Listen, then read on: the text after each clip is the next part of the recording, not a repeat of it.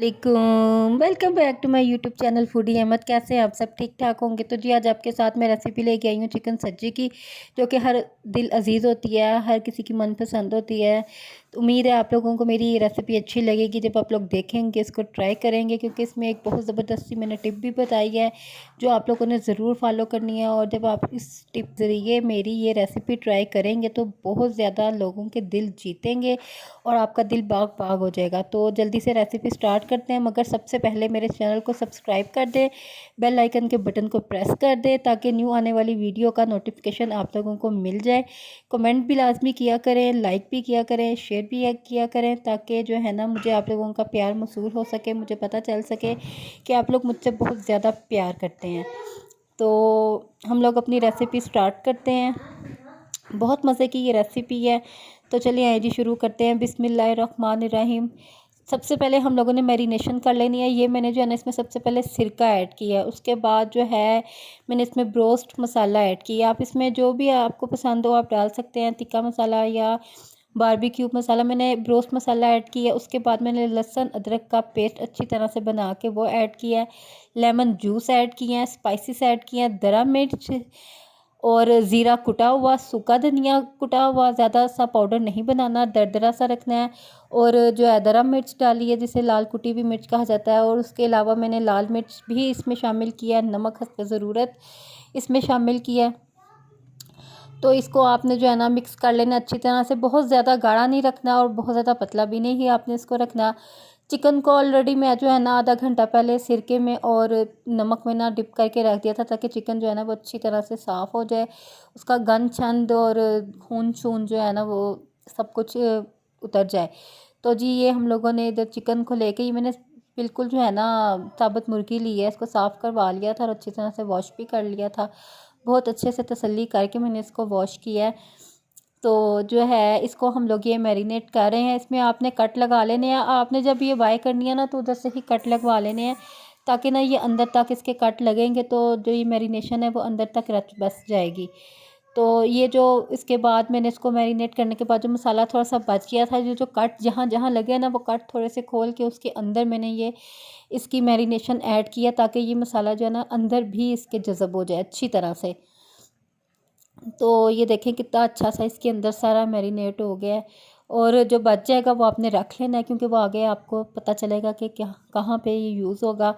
तो यहाँ पे मैंने 3 से 4 घंटे का उसको मैंने स्टे दिया था मैरिनेशन को। तो ये फिर पतीला रख के उसके अंदर मैंने रखी है एक अदद प्लेट स्टील की, उसके ऊपर मैंने जो है स्टैंड रखे उसके ऊपर ये रख दिया है। ठीक है, लो मीडियम पे आपने पतीले को पहले अच्छी तरह से ना गर्म कर लेना है, उसके बाद आपने इसके अंदर ये रखना है और तकरीबन 20 से 25 मिनट के ना दम पे आपने इसको रख के बना लेना स्टीम पे।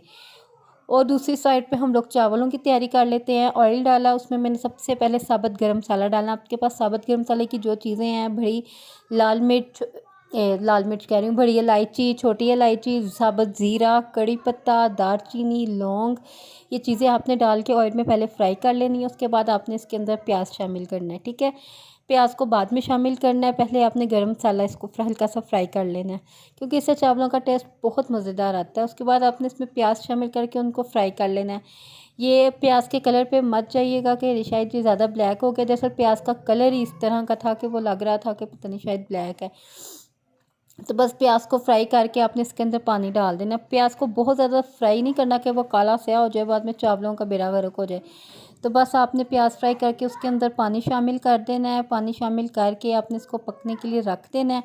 और उसके बाद जो है ना आपने चिकन के नीचे जो वो प्लेट रखी थी ना, आपने वो निकाल लेनी है। ठीक है ना, जब आप देखेंगे 35 मिनट बाद या 25 मिनट बाद कि वो खुश्क हो गया है, उसका पानी जो है बिल्कुल जो स्टीम पे हमने रखा था, तो आपने उसके नीचे से प्लेट निकाल लेनी है और वो आपने इसके अंदर शामिल करना है। और जो मैरिनेशन का बाकी मिक्सचर था बचा हुआ, वो भी आपने इसके अंदर डाल देना है। और 2 चिकन क्यूब्स आपने इसमें डालने हैं। और ये चीज़ें लाजमी डालनी है, इसमें स्किप करने वाली कोई भी चीज़ नहीं है कि आप कहें वो डाल लेंगे तो वो स्किप कर लेंगे। स्किप कुछ भी नहीं करना है आपने, क्योंकि जो भी स्किप करेंगे चावलों का टेस्ट नहीं आएगा अच्छा सा।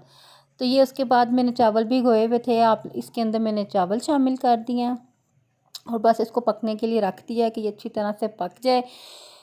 जब तक ये पकते हैं तब तक आप लोग मेरे चैनल को जल्दी से सब्सक्राइब कर दें, बेल आइकन के बटन को प्रेस कर दें और लाइक लाजमी करें, शेयर करें, कमेंट करें।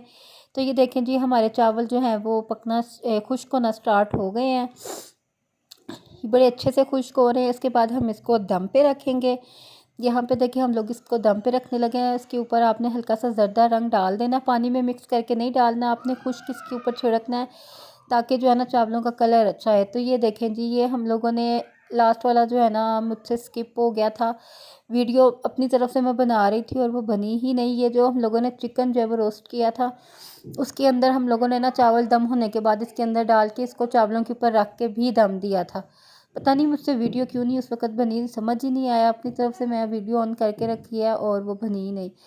तो खैर ये मैं आप लोगों को दिखा रही हूँ। आपने इस तरह जो रोस्ट हुआ होगा ना उसके अंदर वाला हिस्सा, उसके अंदर चावल डालने हैं और उसको दम पे रख देना है। तो ये देखिए हम लोगों ने बना निकाले हैं, तो इसको डिश आउट किया। देखें किस कदर मज़ेदार और जूसी सा ये तैयार हुआ है बन के। ये आप लोगों ने चावलों के साथ खाने हैं। उम्मीद है आप लोगों को मेरी ये रेसिपी अच्छी लगी होगी। अगर अच्छी लगी है तो मुझे कमेंट्स में ज़रूर बताइएगा। मेरे चैनल को सब्सक्राइब कीजिएगा, बेल आइकन के बटन को प्रेस कीजिएगा। जल्दी मिलेंगे नेक्स्ट वीडियो में। अल्लाह हाफिज़।